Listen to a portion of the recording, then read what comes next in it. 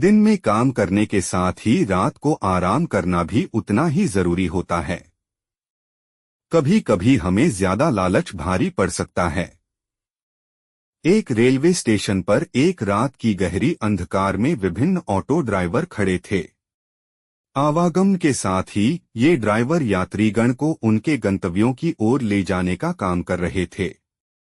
जैसे जैसे रात बढ़ी, ज्यादातर ड्राइवर अपने घरों की तरफ रवाना हो गए, जिसके परिणामस्वरूप घाट स्टेशन पर सिर्फ थोड़ी भीड़ बची। इसी दौरान एक ऑटो ड्राइवर विजय ने भी अपनी आवागमन की तैयारी की। वह भी ड्राइव करके घर जा रहा था, लेकिन फिर उसे याद आया कि एक पैसेंजर ट्रेन की आवागमन का समय है। इसके बाद विजय और कुछ और ऑटो चालक ट्रेन की प्रतीक्षा में रुक गए। जब रात बढ़ती चली गई तो बादलों ने आसमान को काले चादर से ढक दिया, जिससे चांद की किरणें समाप्त हो गईं। अचानक ही बादल गरजने लगे और बिजलियां चमकने लगीं, जिसके चलते आवागमन बिल्कुल अंधकार में हो गया। यथाशीघ्र पैसेंजर ट्रेन स्टेशन पर आई। ड्राइवर विजय का ध्यान ट्रेन से उतरते हुए एक युवती की ओर गया। उसके कंधे पर एक बैग और हाथ में एक सूटकेस था। युवती सीधे विजय के पास आई और बोली, मुझे सीतापुर जाना है। विजय ने कहा, रात के समय बहुत ही देर हो चुकी है, इसलिए किराया 1000 रुपये होगा, लेकिन अगर आप सुबह जाना चाहती हैं तो मैं सिर्फ 500 रुपये में ही आपको छोड़ दूंगा। युवती ने जवाब दिया, मुझे अभी जाना है। युवती ने कहा, मैं आपको अभी 500 रुपये देती हूँ क्योंकि मेरे पास अभी सिर्फ 500 रुपये ही है।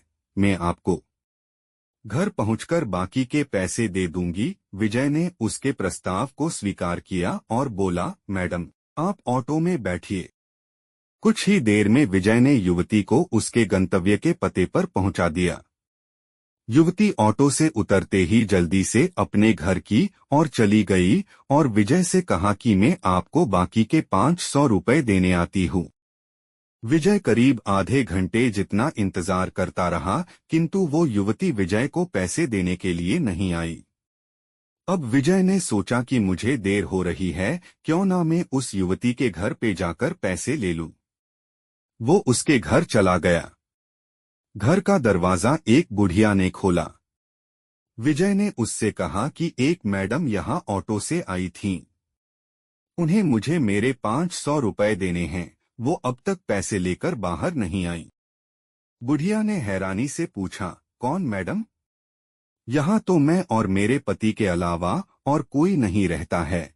हाँ, मेरी बेटी पहले रहती थी, लेकिन वो 3 सालों से यहाँ नहीं रह रही है। विजय बोलने लगा, क्यों, अब वो कहाँ रहती है? मैंने शायद आपकी ही बेटी को यहाँ तक छोड़ा है। आप एक बार अच्छे से देखिए। बातों ही बातों में विजय की नजर सामने दीवार पर गई। वहां उसी लड़की की तस्वीर लगी हुई थी जिसे वो ऑटो में बैठाकर लाया था। विजय ने बुढ़िया से पूछा, वो दीवार पर जिसकी तस्वीर लगी है वो आपकी बेटी है? बुढ़िया ने जवाब दिया, हाँ, वो ही मेरी बेटी है। क्यों, क्या हुआ? तुम ऐसे क्यों पूछ रहे हो? जवाब सुनते ही विजय बोल पड़ा, माता जी, मैंने कहा था न कि मैं आपकी बेटी को ही घर लाया हूँ। यही मेरे साथ ऑटो में बैठकर आई थीं। आप अब जल्दी से मेरे पैसे दे दीजिए। देखिए, सुबह भी हो गई है। मैं कब से यही खड़ा हूँ। बुढ़िया ने दुखी मन से कहा, बेटा, ऐसा नहीं हो सकता। हाँ, ये मेरी बेटी है, लेकिन 3 साल पहले ये ट्रेन के नीचे आकर मर चुकी है। इसे तुम कैसे घर ला सकते हो? ये सुनते ही विजय के होश उड़ गए। वो तेजी से वहां से भागा।